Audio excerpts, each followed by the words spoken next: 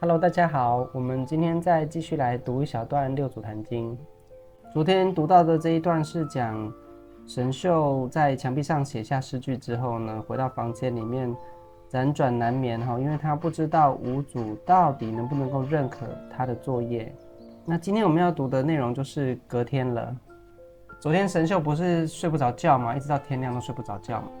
那天一亮的时候呢，五祖从昨天神秀的反应就已经知道神秀还没有入门嘛，还没有过关，所以他这首诗句也并不是按照五祖要求取自内在智慧写出来的哈。他等于是把他自己修行的见解写成了诗句，然后呢，把它写到墙壁上。这个时候呢，五祖在早上的时候就做了一个动作，就是隔天天亮了嘛，五祖做了一个动作。其实我一直说我在六祖坛经里面特别欣赏的就是五祖他在人情世故上面这个说话艺术上面这其中的智慧是非常有智慧的。那五祖要如何应对神秀的这个作业呢？我们有提到嘛，神秀的心境就是说他为什么睡不着觉？因为他在想，早上起床，如果五祖很认可这首诗句的话，他就要站出来说这首诗句是他所做的。那如果五祖不认可的话呢，他就不敢承认说这首诗句是他写出来的了。站在五祖的角度的话，那五祖会怎么做呢？这时候呢，五祖就起床，然后呢，他故意呢叫这个画师，就是原本有安排呢，请一位姓卢的画师呢，到这个五祖禅堂的旁边的墙壁上要画2幅画嘛，一个是五祖血脉图，一个就是楞伽经变相图嘛。那这个时候他就故意了，他就叫这个画师来画画，然后借着这样子的画画的机会呢，来走到这个走廊那边去，结果才意外的发现说，哎呦，怎么墙壁上有一首诗句？所以说其实他是故意要去看这首诗的，但是呢，他不想要让神秀觉得说，他怎么会那么特意的，突然走去看那个诗句，是不是早就知道说神秀有在那里写诗句？所以五祖呢，他做人处事上面，他就营造出一种很自然而然的氛围，他就是邀请这个画师去画画。那么借着这个机会呢，就可以去走廊那边看一看哦，发现到墙壁上怎么已经写了一首诗句了，这样子就很自然而然嘛，别人发现的，不是五祖发现的。这时候呢，五祖就告诉这个画师说：“画师，那我们原本预定要画这2幅画，那我们现在就干脆我们就不画了哈，不好意思让你大老远来跑一趟。”他就告诉这个画师说：“我们先不用画了哈，不好意思让你大老远跑过来。”他说呢，经云，这个经就是指的是《金刚经》哈，《金刚经》里有说过一句话：“凡所有相，皆是虚妄。”所以他告诉这个画师说，因为他现在看到墙壁上有这首诗句了嘛，他意思是说，这首诗句的内容呢，是比画这幅画更有意义的。那画呢，画的再怎么好，终究就是一幅画而已。所以他告诉画师说：“凡所有相，皆是虚妄。”意思就是说，告诉画师说，这些图画图像啊，毕竟也是画的而已，皆是虚妄啊，毕竟是画出来的。所以说，那我们干脆就不画了吧。这首诗句写在这边写的这么好了，我们就不画了。如果我们要照原来的计划来画上这幅画的话，我们是不是就得把这首诗句给擦掉，对不对？那五祖就告诉画师说呢，但留此记与人诵持，意思就是说，把这首诗句留下来，让大家来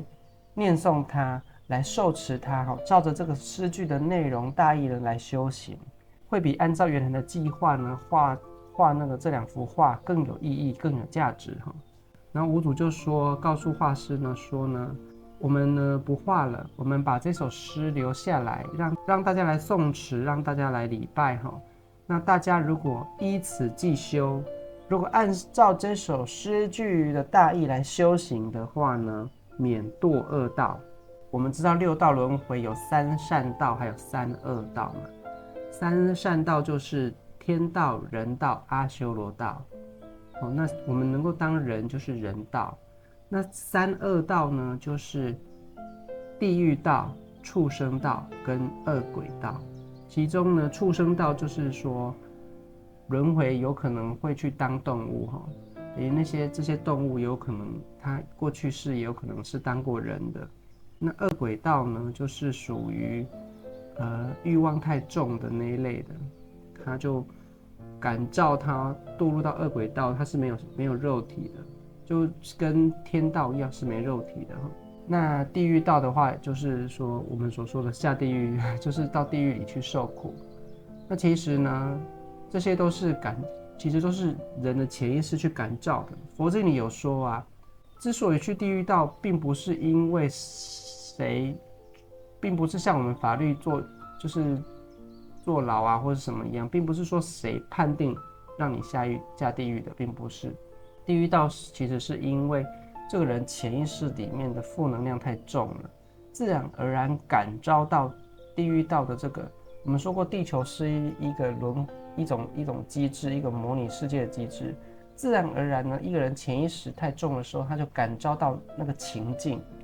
不二境界生成一个情境，就是地狱的情境。那他就要在地狱里面，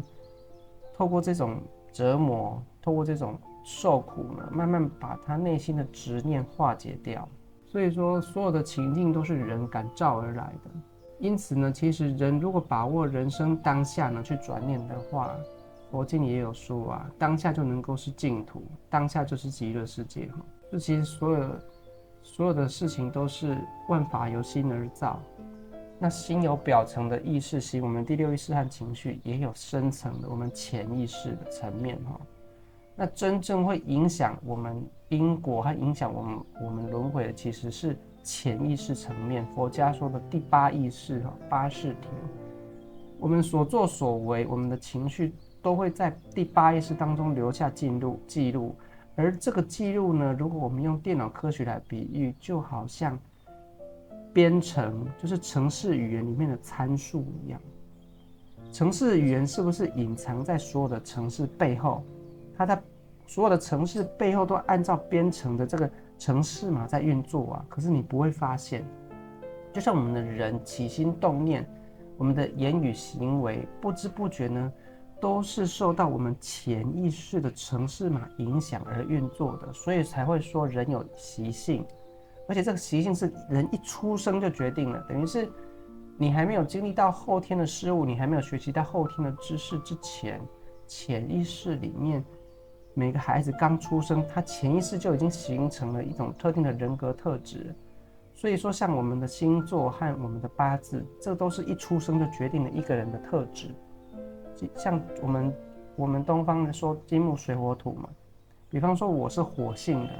我在八字里面是火性的，而且我是丙火，就是大火，所以我就有一种特质，就是急躁，而且就是像大火一样比较烈。所以其实我的先天个性是脾气比较暴躁的，就是丙火。丙火就像太阳一样会伤人，就是火太烈会灼伤人。那这个东西是后天培养而来的嘛？是后天原生家庭或是成长环境塑造我的吗？不是，是我一出生就是这样子，丙火。我的出生年月日按照八字算出来，我就是丙火。那确实我的性格就是潜意识先天的人格特质就有这种特质，这样子。包括我的星座也是有对应哈，所以这些东西就好像电脑的程式语言所谓的编程一样，我们人就像一个 AI 运作的 AI。然后我们的肉体就像机器人的肉体，那这整个运作呢，其实在我们潜意识当中有个编程的程式码在决定，这就是佛家说的第八意识八识田。那人一辈子呢，在人生当中历练呢，一方面呢，本来就有一个第八意识，就是有内在的编程。那所谓的业如果业力的这个业，如果我们用编程来解释的话，其实就是如果有写过程式的人就知道，这叫做参数。就是说，程式在运作的过程中，它跟外在的资讯互动，内在有某一些参数会改变，等于是你受到外境，佛家叫做外境，就是外在的讯息跟这个程式与程式码的内容运作的时候，会记录下一些新的参数。比方说，我如果做问卷，比方说我一个问卷是与非，就是一个问卷就2选1的问卷，那有的人选是，那这个参数里是不是就记录一个一，就是选择一就是是？那有的人选择否，那参数里就记录一个2，就是否。所以说，外在环境呢的影响呢，我们内在就会有一个记录下来，就有参数记录下来。那这个参数就记录在我们潜意识里，就是在编程的内部。那当我们后续跟环境中的其他因素互动的时候，有时候这些内在的参数就会影响我们的应对方式。比方说，我们受到教育，或是说受到环境的历练，说做好事有好报，举例啦，然后做坏事就有不好的影响，被处罚，要去关，受到法律的制裁等等。那么内在参数就会有记录这些印象。那未来我们在做事情的时候，我们就会去调整我们的做人处事的方向，这是内在的参数这样子。所以说我不小心扯远了哈，就是讲到说6道轮回啊，人之所以落入到3恶道或3善道呢，其实呢是受到内在，就是说潜意识里面，就好比我们电脑编程一样，程式表面上在运作，可是其实背后是有程式码在影响这个程式的运作方式，就对应到我们人的起心动念。我们内在潜意识就有一些程式码，有一些参数，有一些定义在形成。那有一部分的这些参数是先天，就是我们一出生就有了，就决定我们的人格特质。另外一方面的参数是我们在后天，就是我们的原生家庭，还有成长过程，还有我们受教育的过程当中去熏陶累积而来的习惯和认知，这又是另外一部分的参数。等于这部分参数在刚出生的时候可能是空白的，是预设值，我们所谓的回复到原厂设定，这是预设值。但是后天呢，慢慢的这些参数就被定义出来了。那这些参数呢，就会影响到我们的起心动念。那很多的修行人，包含呢1、2千年的时候，1、2千年以前，佛陀在讲这个八识、第八意识的时候，有的修行者不相信人有潜意识的存在。但是其实，如果我们现在用电脑科学、用编程程式语言来理解，就觉得非常自然。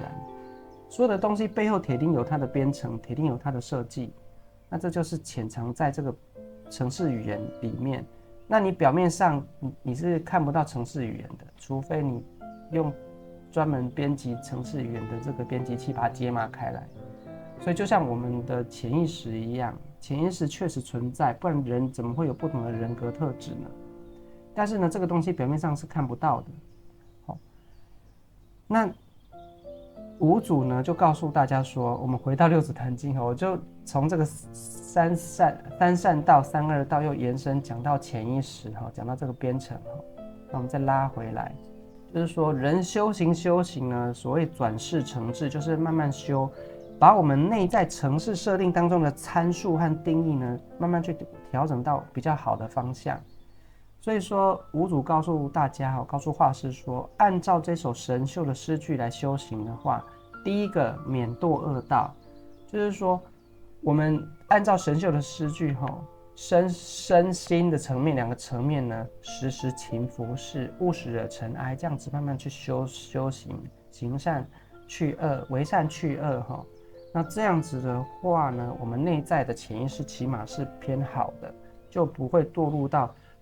当100岁年后就不会感召落入到3恶道，地狱、畜生、恶鬼道，就不会落入3恶道了。但是五祖有没有说能够了脱生死呢？没有哦。而且大家想一想，五祖当时出作业的时候，他开头说什么？他说呢，你们徒弟呀，整天都追求福报，追求来世的福报。下一辈子要往生到好的地方，来世的福报，但是呢，不求出离生死苦海，都不去研究，不去探讨如何了脱生死这件事情。所以了脱生死这件事情就跟我们内在智慧有关，跟我们的佛性有关。可是大部分的修行都着重在福报的层面而已。所以五祖对神秀诗句第一个评价，其实就已经点出来，就是说，如果真的听得懂的人，你就知道说，免堕恶道，那其实是还在轮回中。那五祖说第二个，按照这首诗句来修行，有大利益，就是可以让大家收益很多。所以我也说啦，就像我们现在90%以上，不管是任何的宗教，或是任何的修行团体，其实呢，大部分人都是从身心两个层面去修行，确实有大利益，也能够帮助很多人。你看做慈善、做公益嘛，能够累积很大的福报。有大利益指的就是福报的层面，它所指的不是功德。六祖有说过，功德要从自性内建，就是要能够跟内在自性智慧链接。那我们要能够改变我们的很多预设的习性，那这必须要与自性智慧链接才能够做到。所以呢，五祖给这首诗句2个评价：第一个免堕恶道，第二个有大利益。再来呢，今天这段内容中还有一个重点，就是五祖说了这句凡所有相皆是虚妄，他一方面是说给画师听的。第一个层面指的是原本要画的这2幅画呢，凡所有相皆是虚妄，那我们今天不画了，我们就把这首神秀诗句保留下来。但是第二个层面呢，其实这句话是说给神秀听的。五祖是在评价神秀写的这首诗句，身是菩提树，心如明镜台。然后五祖告诉神秀，间接的告诉神秀说，你说身是菩提树，你说心是明镜台，但是五祖他婉转的告诉神秀说，我们身心的这个肉体这个物质的形象呢，凡所有相皆是虚妄，这是假的。只是我们后天来到这个世界上，灵性来到这个世界上，暂时居住的城堡，暂时居住的一个住宅而已。它不是生命的本来面目，就是说，生命本来的形式不是物质形态的，不是肉体的形态的。因为物质肉体的形态，我们佛经里有讲，只是地水火风，就是只是固体、流体、能量、热能循环。讲白一点，就是机器人。我们的肉体就像我们要设计一台机器一样，车子有钢铁的成分，对不对？还有地水火风的地就是指钢铁的成分，水就是车子有什么油啊，有水啊，有这些油路啊，有这些管线啊，是不是水？再来火。车子是不是有引擎要点火？点火之后才有能量，对不对？是不是有火？再来风，车子是不是要排气？是不是有喷射？是不是要排气？是不是要有进气与出气？是不是要有空气有循环的地方？所以讲白一点，肉体就是一台机器而已，只是这个肉体这台机器不是钢铁做的，是用有机，我们说的 organic， 英文说 organic 就是有机的，就是生物材质啊，生物材质用细胞构成的。地水火风，佛经里说，肉体只是地水火风4大假合。4大就是说这4种特质：物质的、流质的、热能，还有空气的循环，进气、出气、喷射。肉体就像机器一样，只是4大假合，就是说所有这些材料，所有这些设计，去形成一台车子。但是当这车子坏掉之后呢，是不是拆掉了、报废掉了？这地水火风又所有的零件又全部分解掉，回归于无了。肉体也是一样，100岁年后呢，回归到大自然里面，不管是埋到土里还是怎么样子，还是火化掉，最后呢就是尘归尘，土归土，这个肉体就回归于无。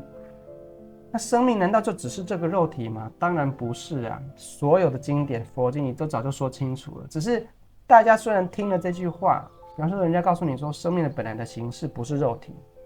那我们人听了这句话没有错，可是听了不信啊，因为我们人太重视、太宝贵这个肉体了。所以说，当佛陀跟我们说生命本来的形式不是肉体的形式的时候，大家就没办法接受。但不是所有人都没办法接受，修行人就知道。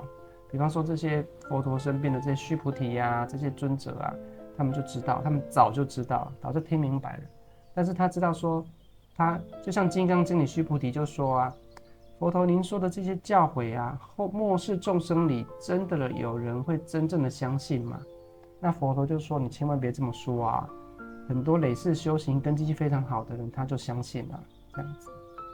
但也有人还不相信，因为根基不够牢固。所以今天这首凡所有相皆是虚妄呢，其实一方面表面上这句话好像是说给画师听的，但画师是五祖故意叫来的啊，他只是为了营造出一个巧遇神秀诗句的场景而已，他故意叫画师来，然后他故意对着画师说，凡所有相皆是虚妄，我们这幅画就不用画了。但他真正难道是要说给画师听的吗？他真正是要说给神秀听的，但是他没有办法直接当面对神秀说，因为神秀没有当面来交作业，神秀使用这个变通的方法把诗句写上墙壁上，所以五祖就回应给神秀，五祖也用一个变通的方法来跟神秀对话。这变通方法是什么呢？他叫一个画师来，然后他对着画师说的话，其实他就是要说给神秀听的。这样子你们就知道这个意思了吧？所以我很喜欢六祖坛经里面一些内容，特别是针对五祖在人情世故上、说话艺术上的一种巧妙和婉转的表达。今天你神秀竟然没有勇气当面来交作业给我，你用这种方式婉转的表达，我今天也留给你面子。我叫一个画师来，我故意跟画师说，凡所有相皆是虚妄，我们画这两幅画我们就不画了。其实我就是要告诉神秀，这句话其实真正是要说给神秀听的。他告诉神秀说，你说身是菩提树，心是明镜台，但是我必须得告诉你，婉转的告诉你，凡所有相皆是虚妄，这个肉体只是地水火风四大假合的一个假体而已，皆是虚妄，它不是生命真正本来面目。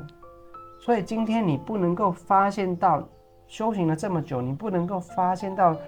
其实这些内容经典你都有写得很清楚了，但是我们读经为什么没有去详细，没有去领悟？有很多人读经只是诵念而已，他没有去好好的去读佛陀里面说的什么内容。其实这些内容经典你都有写，经典你都有说肉体是假的，只是地水火风组合而成的。当地水火风归尘归尘，土归土的时候，这个肉体就没了啊，那生命何在呢？所以知道肉体不是真的。心也一样，心只是就像我刚刚比喻一台车子，那现在一台车子里面是不是都有智能系统？是不是都有AI 助手？你可以用语音说开窗，你可以用语音说什么的，你可以用语音下控制嘛？那这个就是假的心，就是这台车子有这个 AI 的系统，但这个心也是假的心，它也是编程的一部分，就像车子的硬体跟软体一样。所以今天神秀这首诗句，身是菩提树，心如明镜台，其实这个身心都是假我，不是真我。坐进车子里的那个驾驶人才是真我，但是驾驶人是没有肉体形象的。所以今天五祖告诉神秀说，凡所有相皆是虚妄，他这句话真正的是要用变通婉转的方式说给神秀听的。神秀变通的方式来交作业嘛，那五祖也不想要太给神秀没面子，所以说他这句话故意说给画师听，说凡所有相皆是虚妄。那如果神秀听得懂了，就听得懂，说这句话是要说给他听的。那如果神秀听不懂五祖说的这句话是要说给他听的话，那神秀也不会很没面子，因为你既然听不懂，就当作不知道咯，对不对？有时候我们要骂人，或者说我们要指责别人，也是会这样。比较有智慧的长辈就会用婉转的方式说给你听。那如果你听得懂了，你就会受益了。如果你听不懂的话，那我也不伤你面子，就也不会让旁人不会觉得说我在批评你。那五祖用这种方式呢，他说给这个画师听，说凡所有相皆是虚妄。那懂的人就懂，说这句话是要说给神秀听的，就知道说神秀的这首诗句是没有过关的。那旁人其他的弟子啊，他不懂的人，他以为这句凡所有相皆是虚妄是说给画师听的，所以旁边人不懂的人也不会因此而去看不起神秀，因为旁边人不懂嘛，他不懂这句话的含义，所以他就不会觉得说这句话是五祖说给神秀听的，是在否定神秀的诗句。别人既然看不懂这背后的用意的话，神秀就不会被批评到，就不会没面子了。所以很多时候我们做人处事就是用婉转的方式去表达，那懂的人他会懂，不懂的人他也不会去影响到他们的观点，那这样子就是一种很圆融的做法。所以说今天读的这段内容就是这样子哈。那五祖就是第一个就是凡所有相皆是虚妄嘛，告诉神秀说我们这个身体和我们的心灵都不是真我。那也换句话说就是告诉神秀说，你这个作业还没过关，因为我要你们找到内在的智慧，可是你还没有找到，你还执着在这个肉体表象上面去修行，而这样修行是没有办法究竟圆满的，是没有办法了脱于生死六道轮回的。你只是修善种福报，来世能够有好的机缘、好的发展而已。但是来世你还是得继续的探索，看什么时候才能够发现到自性智慧的存在。所以按照这样的神秀的诗句来修行，我们现在很多人修行初步都是这样修的，从身心层面去着手。然后呢，很多老师也是像神秀一样，就把这一套去教给他的徒弟，这样子去做，就会见性，就会成就。但是呢，这样做是有很大的利益，没有错。但是能不能成就，其实我们就要学习五祖，凡所有相皆是虚妄，就很委婉的去表达。所以说呢，最后呢，五祖告诉所有的徒弟说呢，炷香礼敬，所有的人念诵此偈，即得见性。他告诉所有的徒弟说，你们所有的人按照这首诗句来诵持，就能够开悟见性。在六祖坛经当中，六祖说了2次的善意的谎言。第一次就是他告诉所有的徒弟说，照着神秀的诗句念诵就能够见性。第二次就是说，等到六祖慧能写了他的诗句的时候，他故意，因为所有的人都很惊讶，就是大惊小怪，就是说六祖慧能难道也是菩萨吗？然后呢，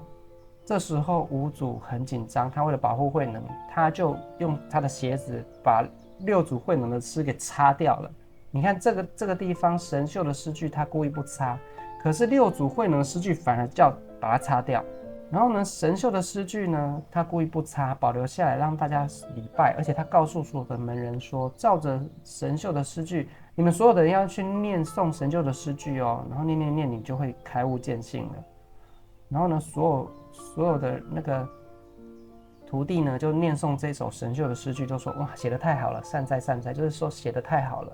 然后后面呢，就是慧能就是听到大家在念诵神秀的诗句，慧能才有这个机缘来到这边，然后慧能才写出他的诗句。刚刚提到说啊，后面呢，当慧能写出了自己诗句的时候，大家大惊小怪的时候，五祖反而亲自用鞋子把慧能的这首诗句给擦掉了，然后他说一句话说，没有见性，没有见性。所以说在大众面前表达，五祖跟大家说，神秀的诗句你们照着念就会开悟见性的。然后在大众面前呢，五祖呢做的动作是把慧能的诗句给擦掉，告诉大家说没有见性。可是私底下呢，当我们明天或后天的内容就会讲到，当五祖私下把神秀找来的时候，他就告诉神秀实话，他说你这首诗句的内容大意只到门外，未入门内。按照这种方式来修行，要找到这个自性智慧是了不可的。那另外一方面，另外一个场景，他另外一次善意的谎言，他在大家的面前说，用鞋子把慧能的诗句擦掉，说没有见性，没有见性。可是晚上半夜里，他后面却把慧能找来，在他的禅堂里用袈裟把房间密密封封，把它遮掩起来、围起来，然后呢，跟慧能讲《金刚经》，然后慧能就大彻大悟。所以你看，他跟大家说神秀的诗句，你们诵持就能够见性。可是私底下找神秀来禅堂里，告诉神秀说，你还要再改进，你回去再思考1-2天，看他能不能找到自信智慧。然后他在大众面前把慧能的诗句擦掉，说没有见性，可是却私下找慧能来将心法传给慧能，最后慧能就是第2代祖师了。所以有时候做人处事的智慧就是在这边。那他为什么要这么做呢？就是人情世故。因为神秀的这边，如果他不夸奖神秀的话，神秀就不会承认这首诗句是他所写的。那他要找神秀到房间里，再引导他。其实五祖找神秀到房间里，他也是又给了他一番引导，这后面会读到。然后他告诉神秀说：“你再回去体悟一两天看看，看能不能够发现你的内在智慧。”他就是为了要让神秀过来承认说这个诗句是他做的，然后再给他一番引导，所以他做这个动作，就是给足了神秀面子。神秀要的就是五祖的肯定。那今天既然五祖肯定说，来所有的徒弟，你们照着这首诗句来念诵，你们就能够见性。那神秀就会听了这个动作，就是做给神秀看的，包含呢找画师来跟画师说，凡所有相皆是虚妄，这就是做给神秀看的。包含叫所有的徒弟来，然后呢念诵这首神秀的诗句，炷香礼拜他，告诉所有的徒弟说，你们念诵这首诗句就能够见性。这个也是做给神秀看的。那神秀看了五祖的反应，神秀前一天晚上不是睡不着觉吗？他就是怕五祖不能够肯定他，所以今天五祖做这些动作，大动作做这些动作，就是让神秀觉得说，我的诗句得到了五祖肯定了，那我可能有机会哦，我可能有机会能够继承衣钵了。这个时候呢，五祖在私下找神秀到禅房里面，这是我们明后天的会谈到的内容。他私下找神秀来禅房的时候，神秀就乖乖的就来了。然后神秀来的时候就说：“我不好意思，我也不是写这首诗句，我也不是为了追求这个祖师的位置哈，只是希望和那个五祖你能够给我一点指导而已。”所以说五祖做的这个动作就是为了要让神秀有信心，然后他就会来。而六祖慧能那边，他做这个动作就是为了要避人耳目，因为六祖慧能是真正开悟了，但是他看到所有人大惊小怪。很多时候真的东西大家反而没办法接受，就像佛陀如果跟你说凡所有相皆是虚妄，我们肉体是假的，那2000多年前的人肯定就没办法接受啊，大惊小怪啊。甚至如果告诉你说这个世界跟你们所想的不一样，那大家能接受吗？铁定就会产生很多的疑虑嘛，这样子。所以《金刚经》的主轴其实就是在这边哈，《金刚经》的主轴其实是在讲说我们生命的真相，还有整个世界的真相。所以，那我们很多人为什么读《金刚经》的时候会读不明白？因为我们对生命、肉体生命，还有对整个世界的认知，已经形成一个固定的形态了。那《金刚经》是要打破这个认知。那所以说，大家会觉得，在读《金刚经》的时候，会很多的时候刚开始读的时候就会觉得很难以去接受，很难以去理解，因为好像《金刚经》说的东西跟我们认知的都不一样。但是我们的认知只是我们第六意识的认知而已，对不对？不是智慧啊。所以这个今天聊的比较多，那我们就先读到这边哈。今天就是读到了这一段，就是五祖呢，他为了要回应神秀这个变通的做法，他就叫了画师过来，然后跟画师说：“凡所有相皆是虚妄。”这句话其实是要说给神秀听的。然后他告诉画师说呢：“把这首诗句留下来吧，更有意义。按照这首诗句来修呢，免堕恶道。第二个有大利益。简单来说就是有很大的福报，然后不用堕入三恶道。但是有没有这首诗句有没有回答了要了脱生死的重点呢？五祖没说哦。